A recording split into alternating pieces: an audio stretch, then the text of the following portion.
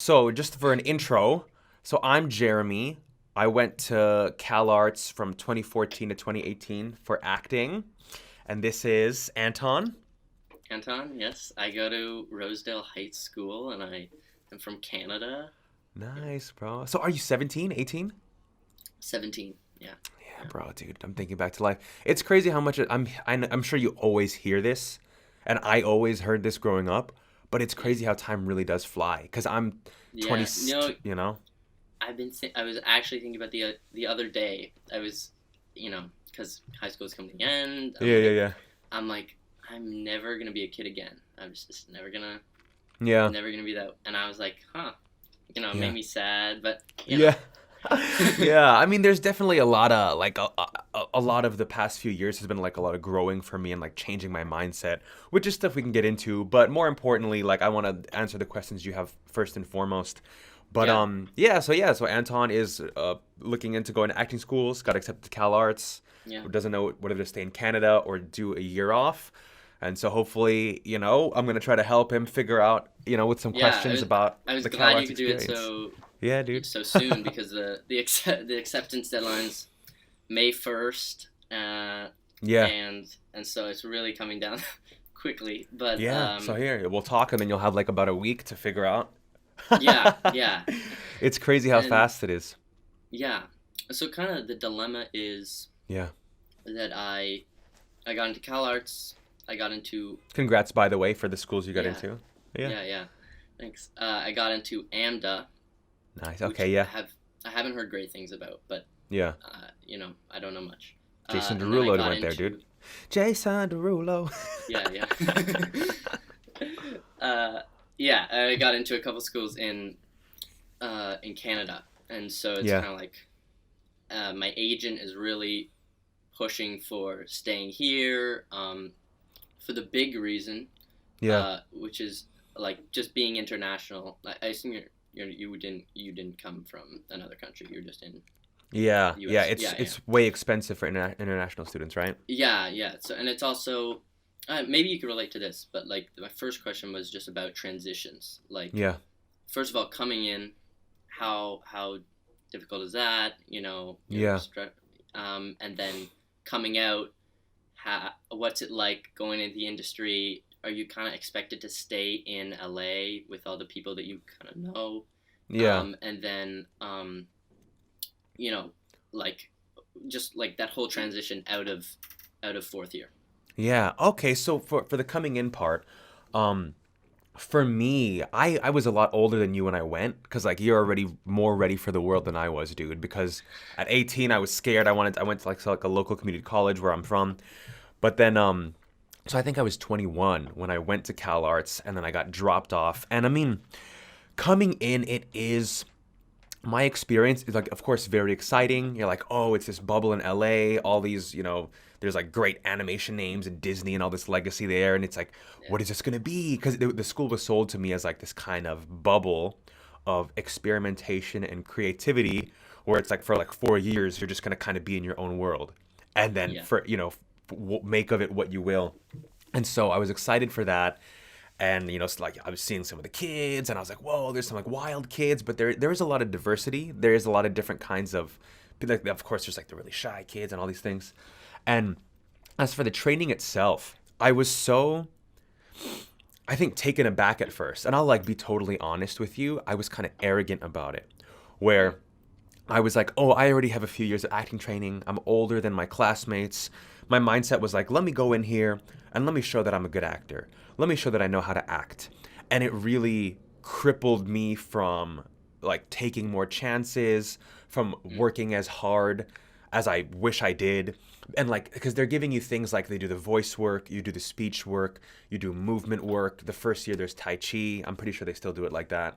And then you can like kind of pick and choose other things, which is I think one of the best things about Cal Arts is if you have an interest in music, in dance, in animation, and anything else, and you can get your way into other classes. Like I right, spent probably 3 semesters, so like a year and a half worth, in a film directing master's program screenwriting class because I was like, I just really wanted to get into screenwriting, and like I like found, like worked my way into it and like talked to the teacher and stuff. Yeah. And so like that That's exactly like me. yeah, dude. Yeah. So it's like that is a thing that I really cherish so much about Calarts. And that's the thing, is like nobody's gonna push you to like, oh, go explore, go try these other classes. It's really on you. And like I even think like, oh, I wish I had taken advantage more. But I am grateful for the things that I did, like for example, like that, or for like I did like Yeah. some like music production, like Ableton stuff, and like whatever, some graphic design stuff. Anyway, um, but I was kind of hesitant about like, okay, we're here to act. How much does it really matter to do like voice, speech? These they call it skills work, and it's developing your instrument, developing your body. At first, I was kind of like, ah, that's bullshit. Whatever. A-listers do, they all do skills work? Blah blah blah. And they try to encourage you to keep up with it regularly. Like, try to do this every day, even when you're not in class. And I didn't then. Now I do, because it Oh, just really? yeah, like it feels great. Like for me to do like Tai Chi, I just started doing Tai Chi again more recently, and like it just feels great for the body. But I would say that if you do end up going there, like my advice would be to really embrace the skills work, because now I get it, where it's like, of course you want the most versatile, supple instrument possible, vocally, physically, and it really, I think leaning into that, I was afraid to lean into it because I didn't want to admit to myself that it would make me a better actor. But leaning into it, I wish I had done it sooner, you know? Yeah. And then, yeah, and so I'm still talking about the transitioning in. And also, I will admit, for me personally, I can be, I'm a little, sometimes I can seem like a really friendly, like outgoing person. Other times I just want to like really be on my own. And so I spent a lot of the first year thinking like, oh, people are in their cliques. I don't know if I really fit in. And then by the end of the first year, like I had, like a few friends that like in my year that I was like, oh, we're really close. We're good friends. But then by the fourth year, it really is like you're all a family. Like it's more so the second year, third year, really, fourth year especially. And it made me realize, oh, I think a lot of it was just my own mindset of not wanting to put myself out there, not wanting to go like, oh, like hang out here, do this. And so I did struggle socially the first year, which was fine for me because I was there for the training anyway. But that's something that, I guess there's always growing pains. But I think that based on how I looked at the year, the first semester, like my cohort, and I was like, oh, I don't know if I'm going to really gel with these people, versus how much of a family you inevitably feel like by the end of the fourth year, because you go through it together.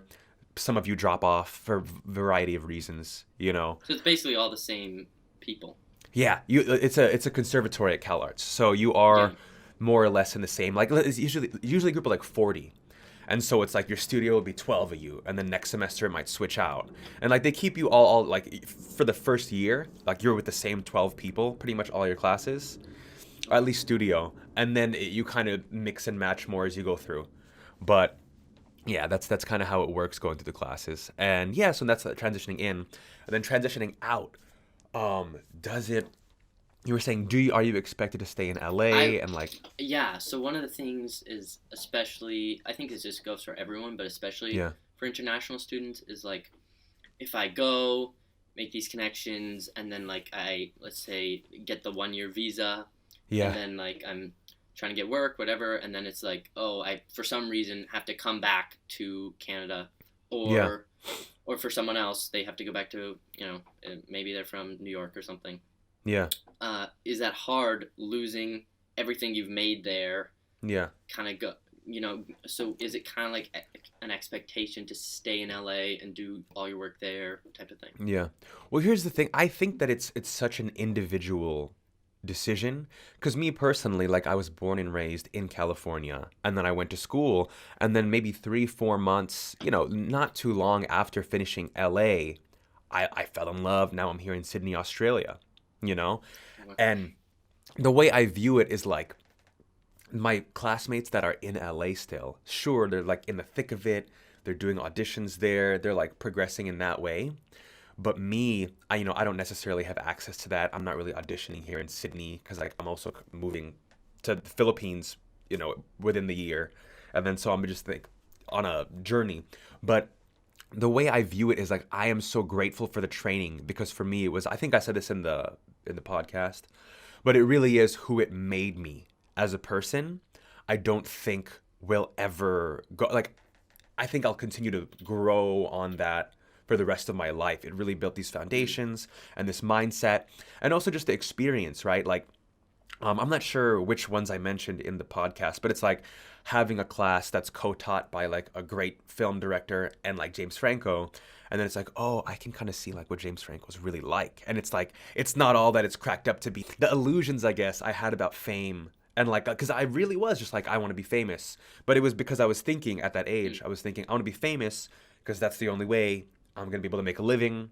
I can be sustainable. I can prove to my family that it was worth it to support my acting, right? That was like Yeah. very much how I thought of it. And then being at Calarts and seeing so much great art, meeting great artists, it really made me realize, oh, it's really not that. There are so many wonderful careers, so many like wonderful ways to live a life being artistic that don't have to do with fame. And like the co-teacher, for example, Deborah Levine, she's all into directing. She grew up just wanting to be an actress because that's all she saw. And then as she got more into it, she was like, oh, there are these other creative roles that it's possible to inhabit. And then she loves directing. And like getting to meet so many cool people, like, you know, like I went to like animation, like they'd have guest speakers. So I saw like the people at like Leica Animation who made like, what do they make, like box trolls. And I, oh my God, I don't want to misattribute Paranorman. No, but like they do a lot of claymation. I met like the dudes who like, they did it like the Lego movies and like the 21 Jump Street and stuff too. Like the, whatchamacallit, Chris Miller and Phil Lord, they do a lot of stuff. They're the ones who got fired from, whatchamacallit, Solo. When they Oh were wow. directing Solo, like the Han Solo movie.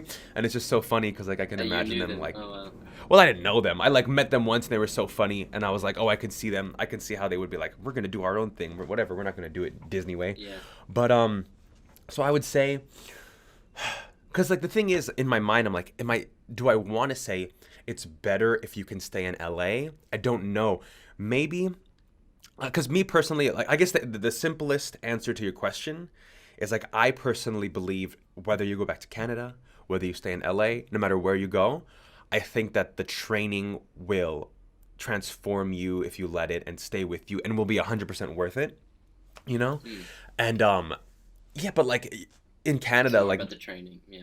yeah, you know, where it's just like, Yeah. oh, I more realize like, oh, I found more of my voice. And it's like, oh, I want to do more of this writing. Oh, I see the things about myself that I think are more unique and as an actor, a little more appealing as an actor. And then now I have these writing skills so I can write these things for myself where I'm just doing what I think I'm best at. And then, you know what I mean? It really, I think it can give you a more holistic view of yourself. And so, and like in that sense, then it's like now you're really in a mindset where if you were to go back to Canada, you're ready to like crush auditions and not like, not make it personal. Like I'm doing my best work. And then you could be, maybe you'll have friends that, you make a web series with, or you're writing scripts while you're in Canada. Like I think it opens you up, not that you don't have it already, but like it really opened me up to infinitely more ways that I could stay creative and continue to grow on my own. And also I still keep in touch with like good friends from LA. Like we just did like a Yeah. podcast over the Zoom like the other day, and so I'm hearing how their journeys are going. Oh, and that's the thing, that's the big thing too. Something I mean, people talk about this when you're talking about acting, right? Like, oh, it takes 10 years to be an overnight success. Oh, it takes 20 years to be an overnight success. Or like, Mahershala Ali. Yeah. Yeah, yeah. So like before Moonlight, right? He was in Hollywood for like 20 years playing like Secret Service agents, you know? Yeah. And so it's like you could feasibly be doing that in Canada, It's like where Yeah. it's like you're building, you're growing, maybe you're doing the small parts, you're developing yourself as a creative, and then it just suddenly works out. Oh, now like they see you doing well in Canada, and they want to cast you for this thing, and it leads to the next thing. It's like you really just. I personally believe that all you can focus on is your own growth and doing the next project, and then whatever happens from that happens. Or like, like I saw like on your Instagram, you're like not Jack Dylan Grazer, and like I love Jack Dylan Grazer, and like, did you watch We Are Who We Are? I didn't. I didn't. He's really good in it, yeah, but like in It and stuff like that, Yeah. Yeah. where it's I like, get. You have no idea how many times I get it. yeah, I yeah, just you're had like, to are put it you in my him? bio. I was like, Yeah, you're like, I just changed the hair, no, but yeah. yeah, and that's the thing that I think a lot of us struggle with too, is like we do see people with so much success at such a young age, or like Yeah. the Shyamalan, Yeah. Yeah. but it's Yeah. like, Yeah. Sorry, you were I, saying? I was this is a bit off topic, but I was during quarantine. I watched this like on the Harvard website. They have this like happiness thing, and it's one of the things they talk about is like humans just comparing themselves, Yeah. and then comparing themselves completely unrealistically, which is something I was doing, which is like just like Yeah. taking the most famous person my age and being like, oh, look what this person's done. I haven't done that. But then like Exactly. it was completely unrealistic not to just Yeah. like compare myself to someone actually like me. Yeah, that's the thing, Yeah. dude, is like, and like, for example, like, like some of my classmates, they went to LaGuardia with Shyamalan, you know? Oh really? And so it's like, and they like, they saw him rise to the, get famous. And they're just like, oh, Timmy. Oh, like, it's like so, oh, so endearing to them. And so it's like, but that's amazing because, like, I feel like a lot of us, if we had gone to high school with somebody and we see their star shoot up like that, it would be hard to be like, fuck, what did I do wrong? Why didn't my thing shoot up, And especially in this age when when we are late teens to like mid 20s, let's say, like there is so much. I think it's like biology, where because I've read a bit about it, where it's like you just want to grab the world by the nuts and be like, this is who I am. I'm worth a damn, and then but then we think that it is those external markers, and then it's kind of realizing like, oh, maybe I am somebody who my journey takes 10 years, 20 years to get known.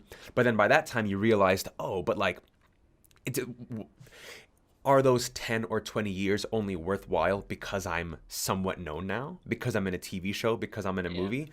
And it's like I was just thinking like I don't want to live that way. I would want to live in a way where I'm just like, no, I enjoyed every day of those 20 years. I was Yeah. like growing artistically, where it's like, That's yeah. That's yeah. why even like some of my friends now they're like, oh yeah, I believe you can make it. You can make it. And I'm like I don't know. Make it is like Yeah. I don't know. It's like, what if I'm just like, making a fine amount and doing some theater, and Yeah, dude. that's making it for me. Like I don't. Yeah. So I Yeah, think the dude. bar is definitely really, really, really high. Yeah. Um, and that's yeah. I guess it was kind of back to my other question with transitioning is like Yeah. how it sounds like you were very ready, but like how ready were you to just not be in school, to just be, Oh no, dude! working? It sounds like I was very ready. I wasn't at all, dude. I was like, Oh, "Fuck!" Like the whole fourth year, I was like, "Oh, I better enjoy this as much as I can. I better take advantage. I better do this. I better do this." Like something I personally did is like I tried to make a short film every year while I was at Calarts, and then I think the fourth year I actually ended up doing a one-man show because something great at Calarts, they have a new works festival, and so for the theater school, for the last like I forget how long they give you. Is it 2 weeks, 3 weeks, 4 weeks? It's either 2 weeks to a month. I can't believe I forgot. I did it 4 times. But they're like, okay, go do whatever you want. Like, go be a part of somebody's original play. And like, I would always use the opportunity like to make a short film with my friends, and then the fourth year to do like a one-man show. But what the hell was my point? Oh yeah, my mindset was very much like, wow, this fourth year I finally feel like I'm getting it. I'm appreciating the training on a new level. I'm like, it just felt in a place where I was like, I want another 3 years. Like it's like I'm like afraid to like stop that, get out of the environment where you get to just grow. You have support. You can experiment. There's like the safety net. And of course, for fourth years, it's so scary because you do have the showcase, for the agents and shit in LA, and then you fly to New York and do the thing. And it is like, as much as you want to all be like a group and all like together and not worry about it does happen inevitably where people are like, oh my God, how many emails did you get? Who emailed you? What agency? What thing? Or do you have a meeting? Oh, I didn't get anything. And like some people can be super, super down about it. And some people are like, oh shit. Like, and that's when you can really see the what's hot in Hollywood, like to an extent, right? Like of course talent matters, but you can also really see like, oh, like we're looking for this kind of person, this kind of type. We think we can sell this, we think we can do that, and like it makes you like the fourth year, you become very, very aware of that, and like you're almost thinking exclusively of that. It's like, oh wow, what type am I putting myself forward as? What energy am I doing? Which I'm sure like your agent talks to you about already. I'm guessing. Yeah. Yeah. Yeah, Yeah. yeah, right. And it's like all that stuff. And so, but I feel like that whole moment is also so short.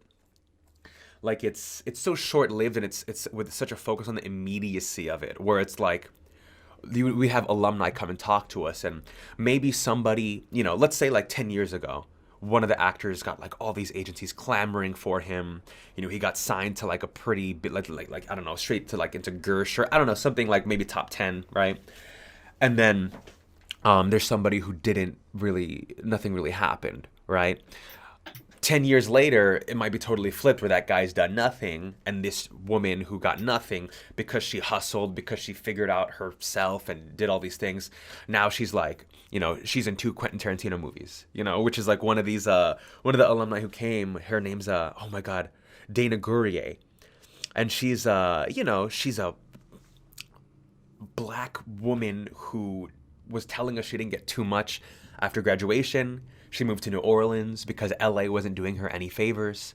And then she ended up meeting, she became friends with like one of the Duplass brothers while she was in New Orleans. And then she's in like, do you know the Hateful Eight? Yeah. Yeah, like she's Minnie, like Minnie's haberdashery, like where it all takes place. Like she's Minnie, like she's like in like just like a small little thing. And I forgot what, I think she was one of the maids in Django Unchained. But it really like, it just show you though, where it's like the type and the immediacy of art school is not so important as who you decide to become and who you grow into because of the things you were exposed to and the things you saw. Like, does that answer your question? Am I being confusing? That's good. That also kind of gets into one of my other questions, which is like the reason that I'm not so interested in AMDA is because it seems really businessy and kind of like really just, we want to brand you and then sell you, and you're the like, and it's all that stuff. I'm like, I'm more interested in what it sounds like Calarts is, which is just like artistry and developing yourself as an artist. Yeah, exactly. I mean, that is what it's all about. And the thing too about Calarts is there is a very extensive alumni network. There are a lot of people that, maybe, I forgot what they're called. Oh my gosh. Like the Career Center, and maybe like the alumni engagement, where it's like if you kind of hone in on what you want to do and what you're thinking, and like maybe you can get in touch with somebody. But that's like, for me, it was always like, oh, I don't want to just get in touch with them and be like, oh, hey, like, can you help me? Where it's like, I already know who they are. I already know what they're about. I already know what I'm about. I know how I'd want to work with them. I'm like, hey, like, I'm thinking of doing this. I want to do this. Is there any advice you could offer, or whatever like that? Like, for example, we were in this like thing called me and my classmates, my 2 good friends, Matt and Kevin. We did this thing called the Hive, which is I don't know if Calarts is still doing it because it was kind of a new thing, but it was like a Shark Week. Did I mention this in the podcast? It was like a Shark Week kind of thing. I mean, Shark Tank kind of pitch thing. Okay. So it was basically like a creative pitch your creative idea. You go through a course, and then we're going to select certain ones of you and fund you. And so we wanted to work on, at the time, live action VR content. And so we did like a pitch, and like we were selected, and we got funding and stuff, and they paired us with a mentor. And like the mentor who they paired us with, who like I didn't even know who this guy was, but his name was Eric Darnell. He now is like the creative head of like this big VR place in the Bay Area called Baobab.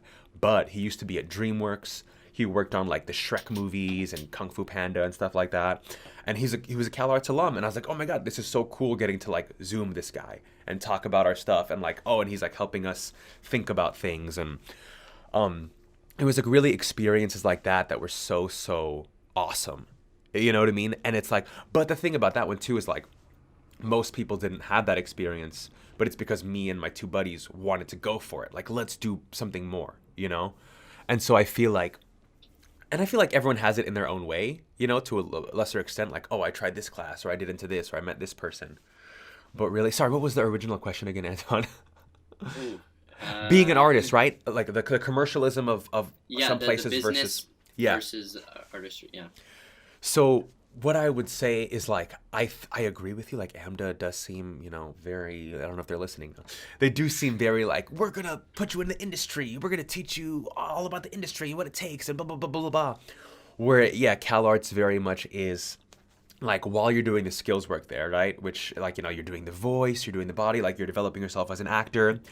you have the luxury and the time to read plays, to watch movies, to read novels or whatever you want to do, or like write scripts. And it's like, I think a big thing for all of us artists, right, and especially when you're in school, is like we can be very precious with it, right? And like I've heard Seth Rogen say, don't be precious with it.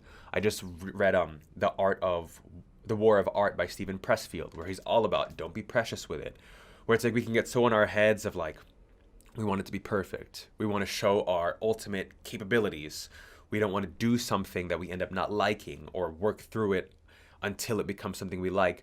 Where it's like, I've tried to work so hard to get out of that mindset where I'm just like doing stuff every day that's artistic. And I feel like if you had that or were working on that right from the get-go, the amount of stuff you could take in during those 4 years is like amazing, And because now I realize, because back then I was thinking of like, oh, okay, I'll do these 4 years, then blah, blah, blah. Like I really thought of it as like, get it all in during your 4 years, then it changes. Then it's like life is less artistic or it's not like school anymore, blah, blah, blah.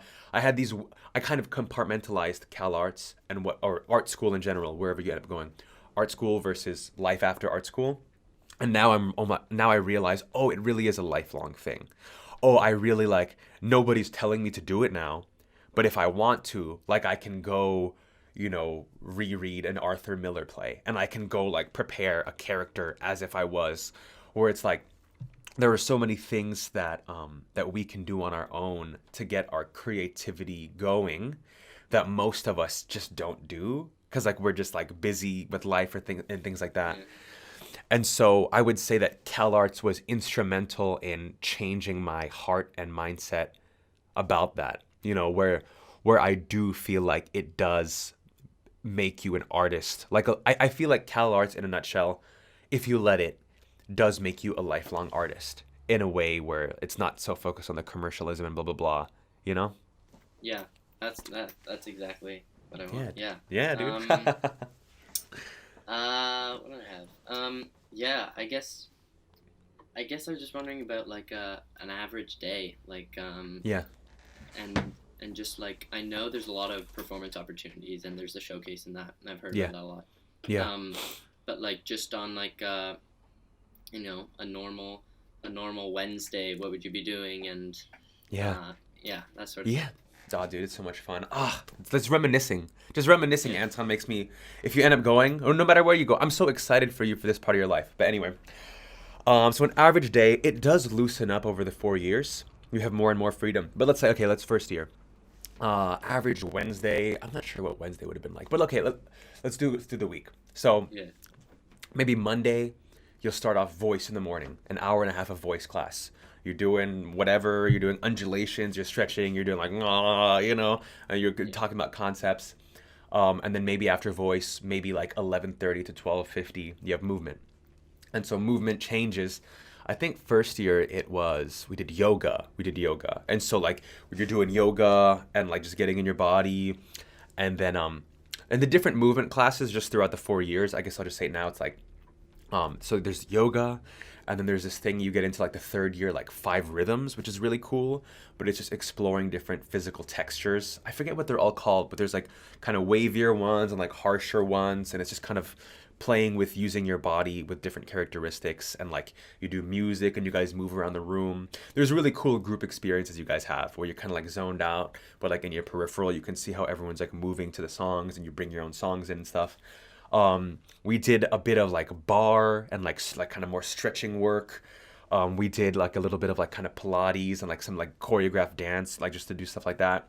But I think the movement that a lot of people really enjoy the most, and some people really like it, like they're all about it now, is kind of like more like European style, like movement, performance movement work, like experimental. It's very like body to body, and like it's so like seeing the choreography. It's like what is like it's really weird, and like I was kind of heavier in CalArts, so I didn't like throw myself into it as much, but to be able to learn how bodies interact in a certain way through that was really cool.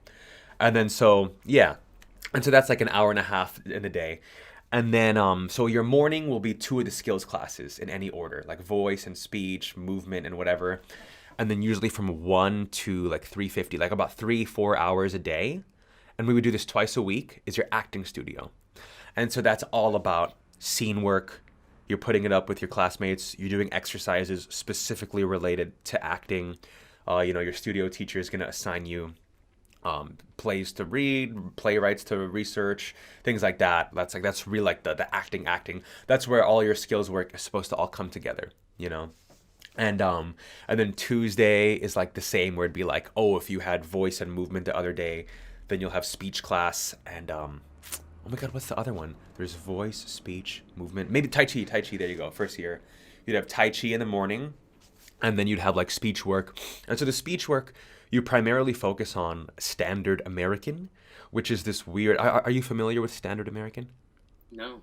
Okay, so it's like Edith Skinner, East Coast, America speech, like kind of transatlantic, like a very proper way of speaking that they learned to, like, if you think of like Orson Welles in like the 1920s and like things like that, right? And like they consider that like the baseline to teach you the sounds. And they'll teach you like the International Phonetic Alphabet.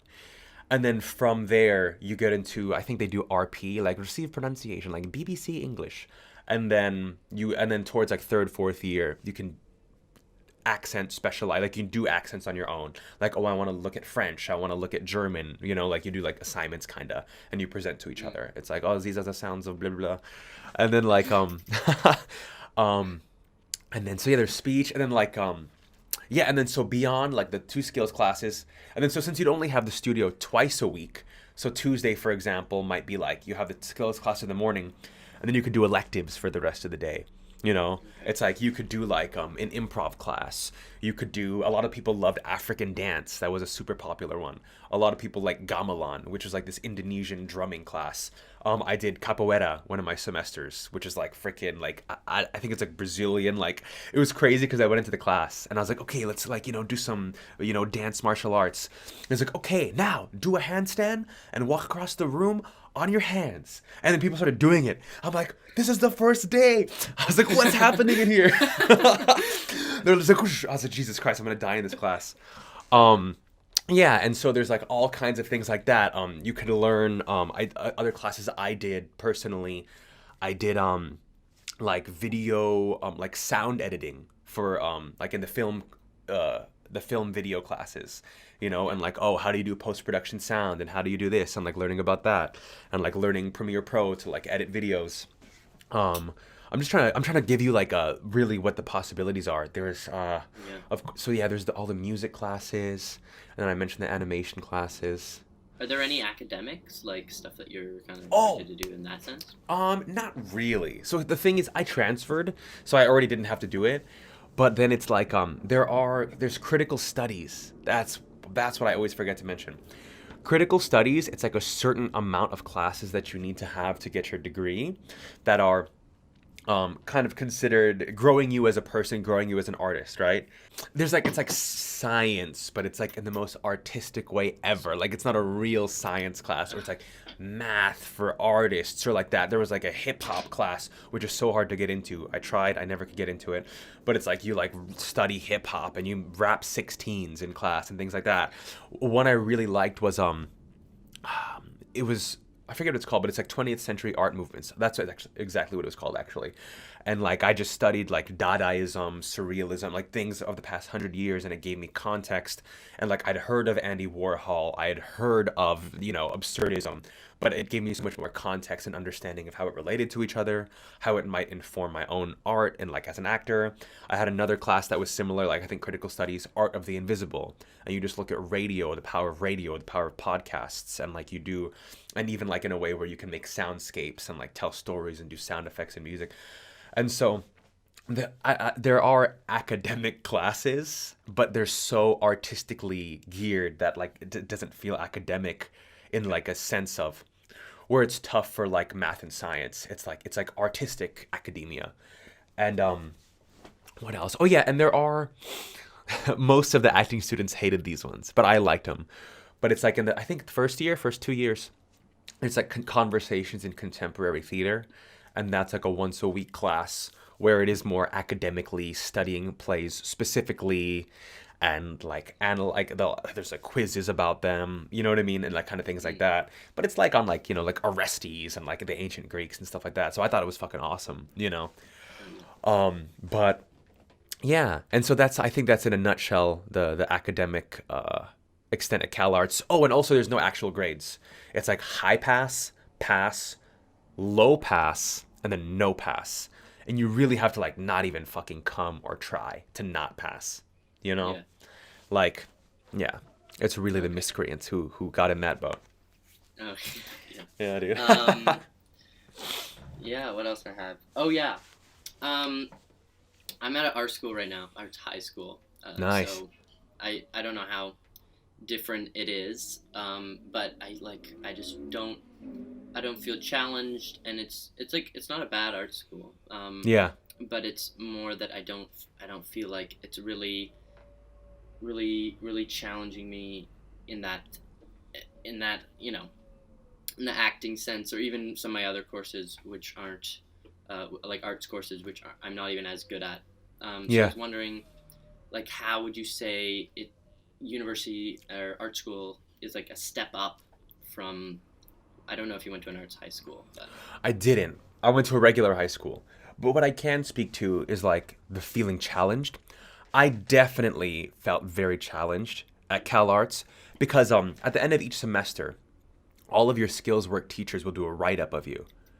And things like, for example, like my probably the person who made the biggest impact on me there was my Tai Chi. She's no longer there, but this Tai Chi teacher, Sherry, and she's like, you know, older, very wise.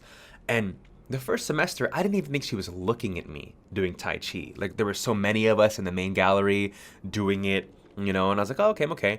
And then I saw her write up of me, and it was like low pass. He does this with his shoulders. He does this with his. He doesn't sit down low enough. Blah blah blah blah.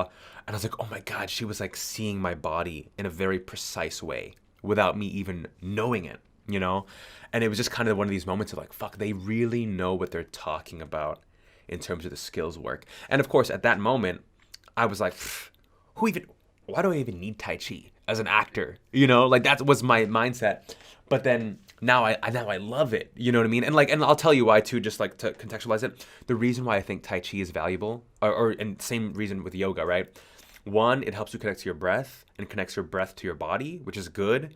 Because like sometimes as actors, we can, or if we're nervous or with certain characters, we might be doing things with our body, moving certain ways that don't fit the character we're not aware of. And you learn to use, it's all about using a lot of small muscles that we don't traditionally use just walking around, getting up in our day to day.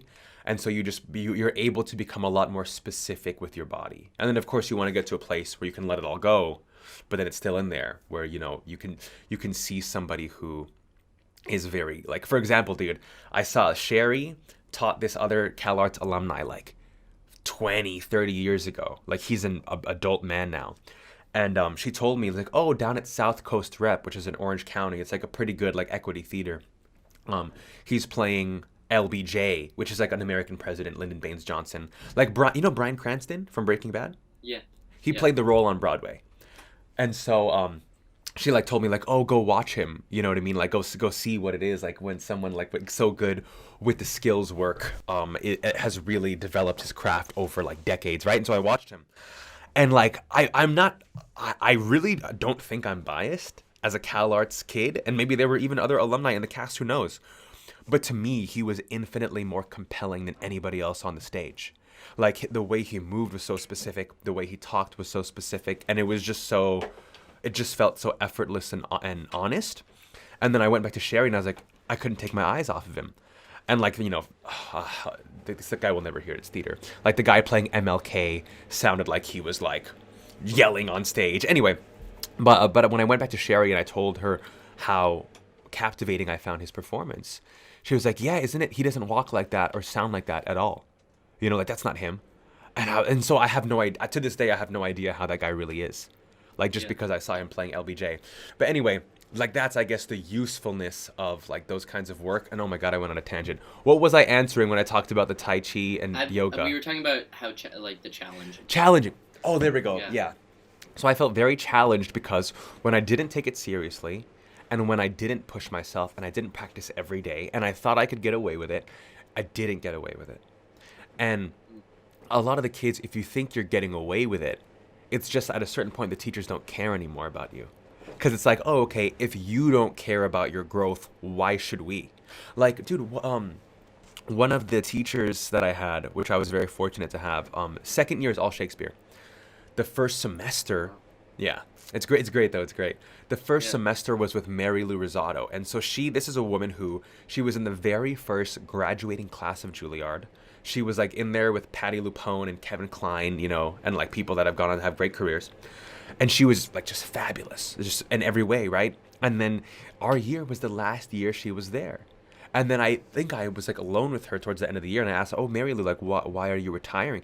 And I think she was like, just the kids just don't listen to me anymore. Like I'm telling them what they need to do, what you need to work on, and it just seems like nobody's doing any work. And like they come in there, and it's like she felt like she kept on giving the same notes over and over again. And it was like, and then she's doing theater in New York again. She's happy. Well, I'm not during COVID, but she was like off Broadway before COVID and stuff. But so that's the thing is like you really are. I don't know if it's our generation. I don't know if it's like kids these days. I don't know if it's just the college experience where it's so easy to slack and not give it your all and to rest on your laurels, but I think you're much better served if you really go for it. Like for example, I'll even like tell with my experience, like with the 5 Shakespeare. No, in my first semester of Shakespeare, she gave me 5 scenes to do. I really only got really off book and did work on 2 of them. And then like the third one, yeah, the fourth one maybe halfway, the fifth one not at all. And she was like, "Oh, like why aren't you off book?" And I didn't have a good answer because I was just like, "Oh, like I just thought it was like it's just so much." But I could have been, if I was doing it every day, just going through the lines, I could have been off book on all the 5. But it's the 2 that I really worked on, which is like Richard the Third and something, where like I remember performing them. And Brutus, it was Brutus from Julius Caesar. I remember performing them because something happened to me in the performances, in the scenes. You know what I mean? And that wouldn't have happened if I, did it so half-assed like I did with the other scenes.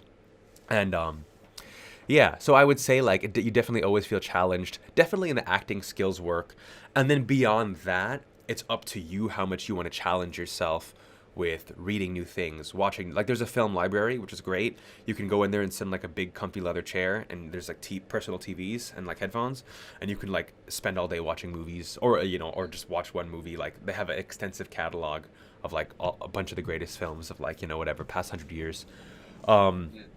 Yeah, there's a lot of cool stuff where it's like if you really want to, you can push yourself more and more into different fields, or just going really far in one thing. Like if you really wanted to take every screenwriting class or every writing class that was available or whatever, Yeah. etc. But yeah, dude. Yeah. So do you think like if I wanted to like really go into screenwriting to become like be doing that regularly with acting or something? Yeah. Do you think that would be very easily done? Just you'd be ready coming out to be a screenwriter? Absolutely, dude. Absolutely. Like I was so intimidated at first because I was like, "Oh my God, I'm just an actor and I'm coming in here with people who are they're studying to be writers." And like I was scared to show my scripts. I was scared like I was like my heart was beating so fast. I was shaking, sweating, all that stuff. When we are actors, like I think you're just sensitive to like storytelling and emotions in a very personal way already. And like after you kind of hone that over a semester or 2, and like you kind of learn the basic rules of screenwriting, then I think you can really get rich stuff out of yourself. You know what I mean? And so I honestly think that you would do really well there. And like first I had to go, so in the theater school, Lewis Clark is the one who teaches screenwriting. And then like you got to do that first, and then afterwards he's like, "Oh yeah, Ernie's class." And then Ernest Marrero was the person I went to after, and I was like, "Oh yeah, Lou recommended me. I took his class last semester. He's like, maybe I could get in your intro class and see how it goes." And then the rest is history, But definitely, if you just show initiative and you just speak to the teachers and let them know where you're coming from, there's a lot of space. Like they're very welcoming to you. And I think you'd very much be ready to like, be like, cause me, like my biggest hero going through Calarts was like Donald Glover. You know what I mean? And like Workaholics. I don't know if you know that show, like those guys. And I was like, yeah, I just want to do a sitcom and I want to write and star in my own sitcom. And I definitely feel like I have the skills to do it. You know what I mean? Like whenever the timing is right. Like I know what I need to do. I know the steps. I know all that stuff. And then like who I'd show it to and how I try to get it out there and things like that. So Yeah. yeah, it's like I think each step reveals itself to you as you just like keep moving forward. Nice. Yeah, dude. Yeah. What did I have here? Oh yeah. I guess I was wondering if it prepares you more for film acting or theater acting, or if like kind of both. Okay, so CalArts, there's really only a semester at the end that you film, right? Um, you For us it was kind of weird because we were doing Chekhov scenes, and so we filmed the Chekhov, but then we were speaking in standard American in our scenes, like very proper. Like, I personally don't find that footage usable. And then also they film your showcase scene at the very end, right? And like you film that, you come in and you have that footage to use. Um, so there's definitely a lot more theater that happens, and a lot of us during that last semester, that last year, we were like, oh my god, I wish we had had some of these film classes sooner, like because it is so technical, right? Yeah. And so, but what I will say is, I think that in general, learning how to be a great actor will translate, right? But then it's just like once you had that training, now you have to just kind of learn the technicalities of film. But a great book that I'll recommend to you, which like a lot of people don't know about, it's called The Secrets of Screen Acting by, hold on, who's it by? Let me see. I have it right here. I'll Is that show you. Peter Skagen? Not Peter Skagens. Maybe you've read. Maybe that's a great book too. But this is Yeah. Patrick Tucker. Um, yeah, and it's very, and it's just like a lot about like the technicality of things and blah blah blah blah blah. There's like an anecdote there where like this guy got his first role and it was on Heroes, and he had been carrying that book for a while, like studying how to move on camera, how to convey things, and his character was supposed to be very very short lived, and like he did the role, and like the director was like, "This is your first time screen act like in a TV show?" Like he couldn't believe it because he's like he knew the mark, he knew like his sound volume, he knew everything, and the character like people ended up loving the character because he was able to like convey so much on screen, and he ended up being like one of the most significant characters on the show like over the seasons, which is just to say like I think the value of that book is like it does show you all the technicality of it, and maybe the Peter Skagen book breaks down similar things, but where it's just like Yeah. you can have plenty of great honest performances, but even if it's like if it's a close up and they're like then your volume is like medium close up volume, your acting will seem too big, and it's like one of our teachers, Adam, talked about like he was getting a couple of roles while we were in class with him, like he was like on he went to film Jane the Virgin one day and stuff like that. And he was saying like he'll be on set where like it's just like a two-person scene, but it's the other person's close-up, and like he can't even hear what they're saying because they're saying it just for the microphone, and then Yeah. he has to go off their lips, and it's like, okay, now it's my line, and it is like Yeah, that weird shit. literally, Yeah, that yeah, literally happened to me yesterday. yeah, yeah, I was on set yesterday for a show, and it was so windy yeah. Oh, yeah, that yeah, yeah, they were and we were also. Oh, it wasn't a great day, but it was yeah. so rushed, and Oh yeah. man, yeah. Anyway, It can always feel like that, but yeah. yeah. Well, at least you got to act. Yeah, yeah. I know. um, But yeah, to answer your question, so like in a yeah, way, there's some film training, but I feel like you'll definitely be ready to, and also too, additionally with reading the books, if you just find time, like this is something I wish I did more, just to find time like with my friends, like set up a camera, do exercises, like what works, how much can I gesture, what does this convey, like what is the camera capturing, how can I make sure that whatever I'm doing is on the camera, if I'm gonna move my hand, if I'm gonna throw a pen, whatever it is, and just like playing around with what works for you on camera.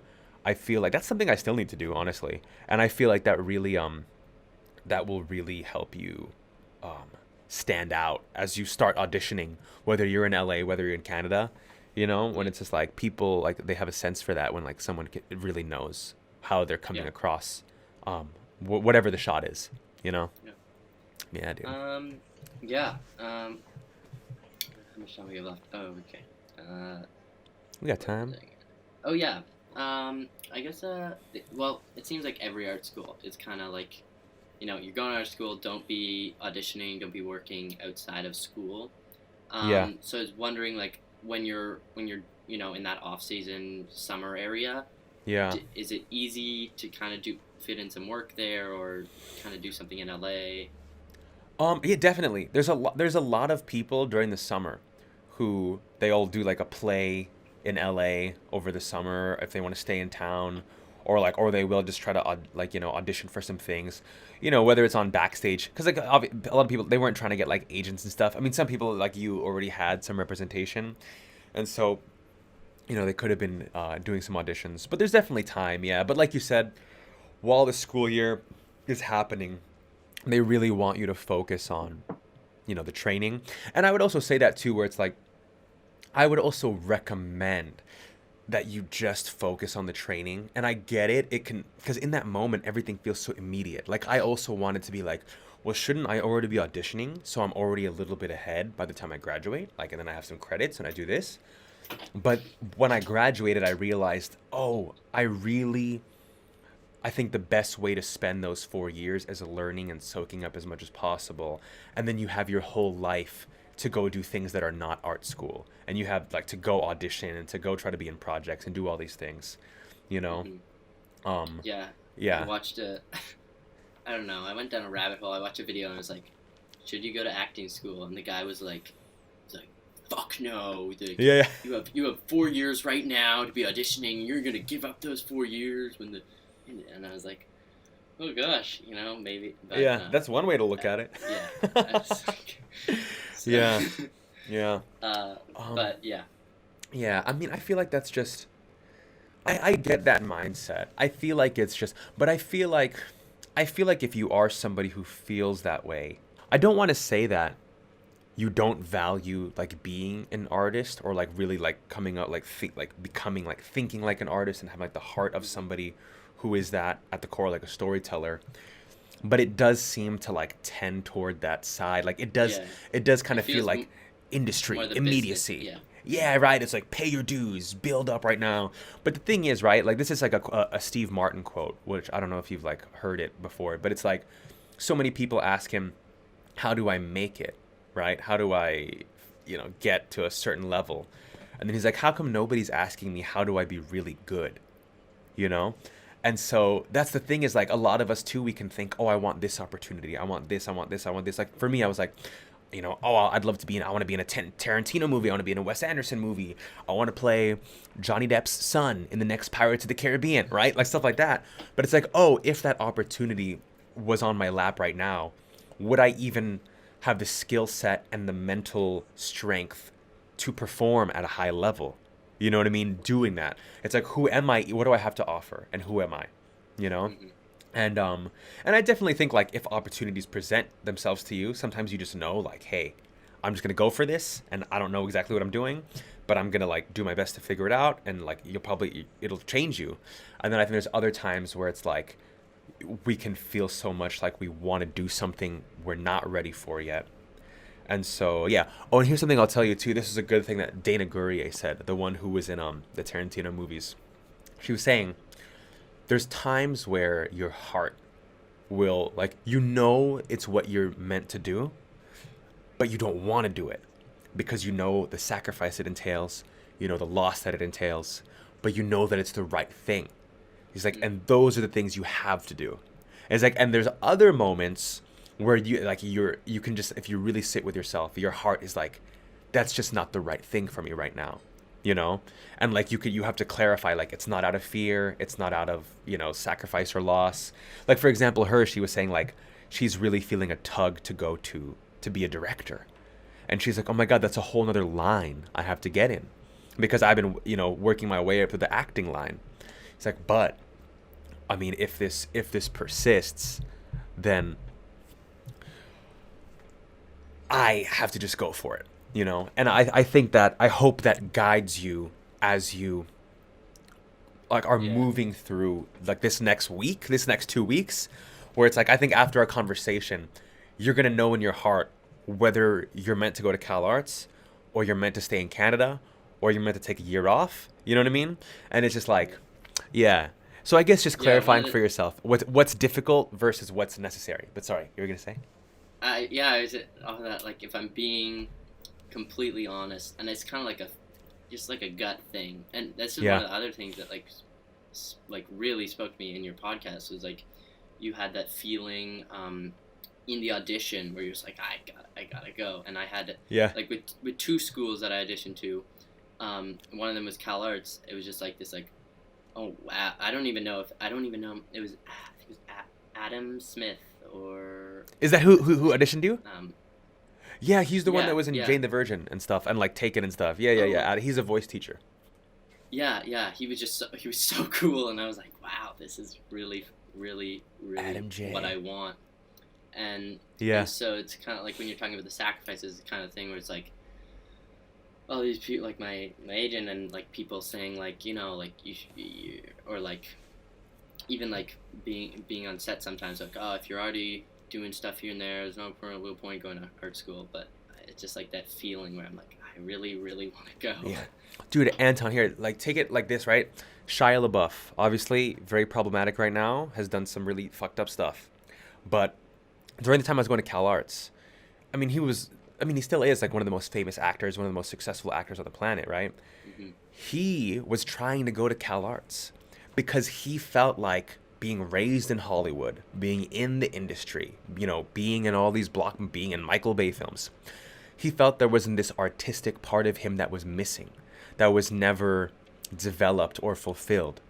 And he was trying to go to school with us, and I don't know exactly what happened. Like, they kind of kept it hush hush.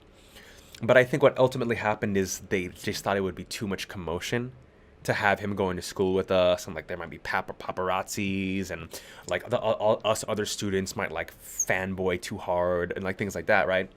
But the reason I say that to you is just because, like, if you feel strongly that a 4-year art school experience is something you want to have, like, you're not going to get a better chance in life to have that experience. And if you don't have it, you'll always regret it. Like, you'll always think about it, like, what if, like, who would I have become? How would I think about this? Maybe I would have discovered, a playwright or a filmmaker or something that would have totally changed the work I want to make. Maybe you would have made a friend or a connection that would have opened you up to a whole new realm of possibilities. You know what I mean? Like, where now you're doing this. And yeah. And so I feel like, for example, for me, dude, like being in Sydney right now, like for some CalArts people, like, or LA people, it might seem counterintuitive. You know what I mean? Like, for a life in the arts. But for me, it's like my heart knows 100% this is where I'm supposed to be right now. This is my journey, right? And like making YouTube videos like this, connecting with people like you. Like, dude, going to CalArts, I never thought I'd be doing stuff like this. You know what I mean?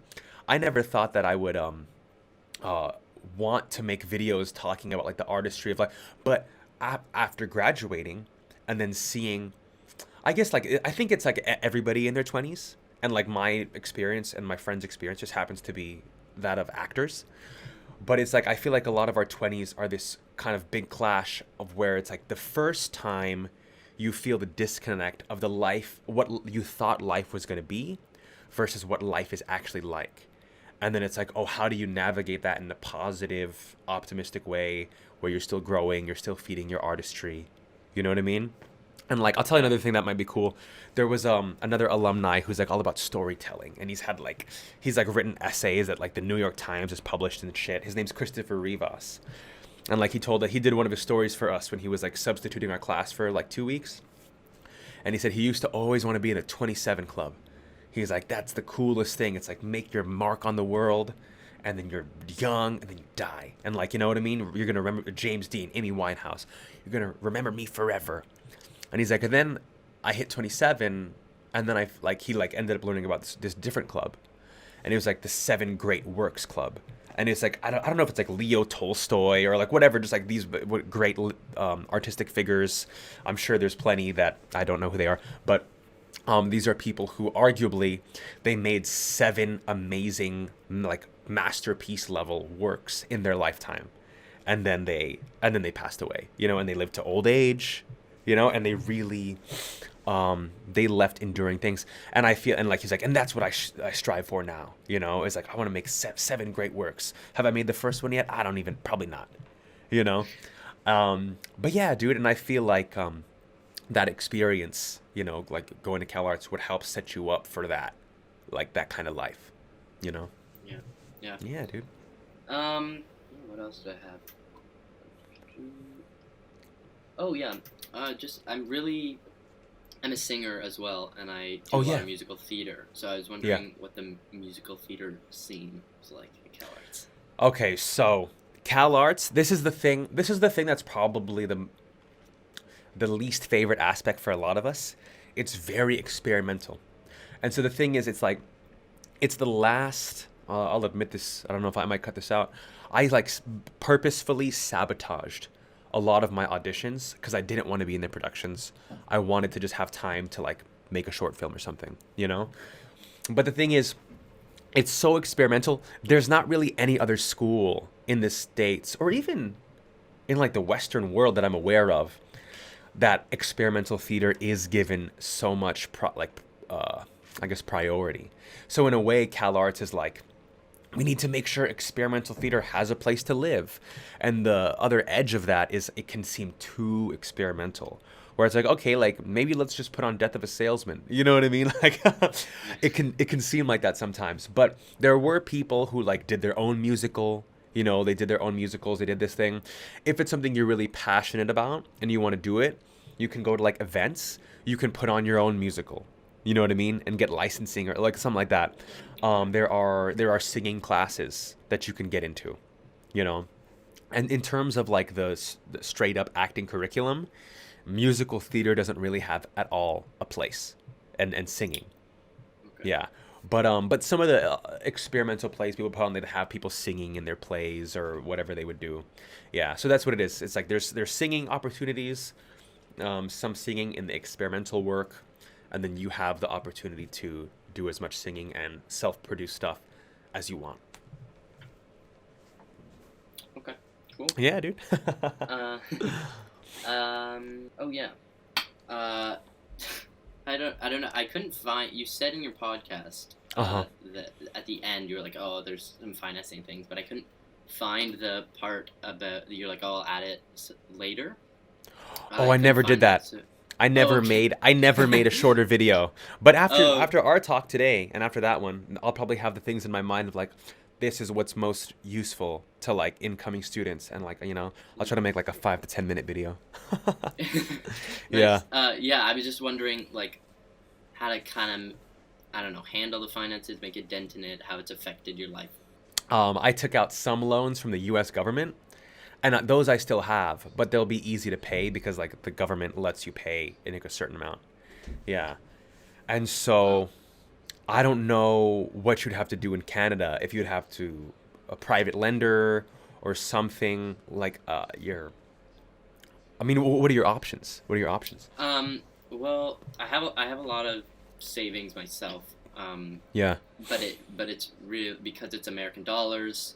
It's Yeah. that adds on like another probably 20 grand a year. Um, Yeah. Yeah. but yeah, I would definitely still be in some sort of debt. Um, Yeah. Who would you have to get indebted to? Is it like a Canadian thing? there's OSAP, which is the big thing for like Ontario, and Okay. I don't know I don't know how inclined they are to be helping people going out of Ontario, Yeah. but typically they give grants and loans and yeah. Yeah. Okay. Well, what I would say is, like for me, if I was in your shoes, I would take out the loan. I would see who would give me a loan, and then I would try to find out what are my repayment options. Like when it's time to repay, can they adjust it based on my income? Can I pay interest only? Can I consolidate? Things like that. And then I'd also find out what can they do to me if I can't pay, because with Sally Mae, they can't garnish your wages because they're private. They couldn't garnish wages. They can't do anything to your house. They're pretty powerless. And really, in the States, it really only affects your credit score. Um, but the U.S. government, of course, can do all those things, right? They can put a lien on your house. They can take your things, whatever, whatever. And so for me personally, right, like if I totally think the debt is worth it, right? YOLO, dude. But it's like, I was ready to be paying it. I thought that there would at least be some avenue where I could give like, I don't know, a couple $100 a month, you know? And Yeah. that to me would have been totally worth it, even if it was for like 20 years, 30 years. Um, yeah, man. So Yeah, I because guess that's in a the nutshell. thing. When Yeah. weighing my options, it's like, like I don't. I guess this is why I'm researching Calarts so much. Is Yeah. because it's like go to Ryerson for $4,000 a year in Yeah. in Toronto, Yeah. or go to Calarts for like 80. Yeah. Um, Yeah. Yeah. so it's like, is it that much better than this art school? It's kind of what I'm trying to figure out. Yeah. And you know what? I couldn't tell you because Yeah, obviously I have no idea what Ryerson's like. I don't know who you'd meet. I don't know what the connections are. But here's what I will say. I went to Foothill, right? That was like the 2 year kind of local one I did, which was like also a conservatory before I went to CalArts, and it was all about creativity and acting. My teachers and the material I was engaged in, I would say are every bit as knowledgeable about acting as my CalArts teachers were. They were fantastic teachers. I had great experiences, right? But the 4 year experience at CalArts was just so much more astronomically universal. I mean, what the hell am I saying? Astronomically, I guess, beneficial. I cherish it more. And I think it is because I think part of it is you're on your own, you're in the bubble, and it's like it's this kind of adventure where it's like you can have so many experiences, and then you can go into LA and like see things and watch things and have more experiences, and the people you'll meet. Yeah, it's just like the experiences were just it just opened me up to so much more, like whether it was the variety of classes, and because it is such an international school and like people from all over the world, and then because you do have so many guest speakers, alumni, things like that come through, and like I had like a lot of like film directors like that talked about. I think that probably honestly is what you're paying for at CalArts, is the access to the knowledge of the alumni and the guest workshops and the people that come through. You know what I mean? Because like we had like Ewan McGregor came and like talked. We had like James Mangold who he did like Walk the Line and like Ford versus Ferrari and like Logan, if you know him. He's an alumni. Um yeah, and so like it's just like, and like of course all the animation ones, and we had like this great guy too. His name's like Joshua Oppenheimer, and he won an Oscar for doing like an amazing documentary. I think the Killing Fields of Cambodia, and he came and talked to the film directing program, and I like sat in on that, and it was like the people around the world and the level of talent that you're exposed to at a place like CalArts. That's really what you're paying for. And then of course the connections you meet and things like that. And so to me, like I said, I don't know what the your local school is like. I think the difference between CalArts and my local schools is easily worth it. You know, Hmm. Okay. um, yeah. But I also could see, yeah. So I guess it just comes down to, because it is valid to want financial stability and and be able to like maneuver and know you're going to be okay in the future. And so it's just weighing that with the experience of encountering all these people and ideas and artistic stuff. You know what I mean? Yeah. Like and for me personally in my life, I wanted this one more, you know? Yeah. Yeah. Yeah. That makes sense. Yeah. Um. Yeah. I think I got through basically all my questions. Oh, Awesome, dude. one more. This is Yeah. Oh. No, yeah. What? This... One more? It's okay, bro. Yeah. I got like 10 minutes. Nice. Yeah. Like how I know you didn't go to an art school, but how different from high school is university? Okay.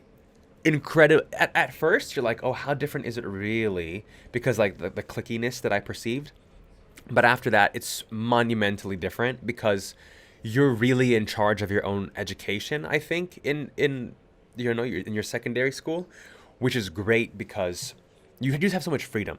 You have like, and you're doing like you're only doing acting stuff, which is what you want to do, or like the other classes are still creative related. It's not like you're in like math and science and physics and whatever. I know you're going to art high school anyway, but yeah, and it's wonderful in that sense. You feel older because you're on your own, and you know what I mean, like, and you have more freedom in that way. Like you can like, the experiences you'll have with like the friends you make, and you'll go out and do these things. Like, of course, it's like college is a time for experimentation, right? Whatever, I'll leave it vague. Whatever that means, right?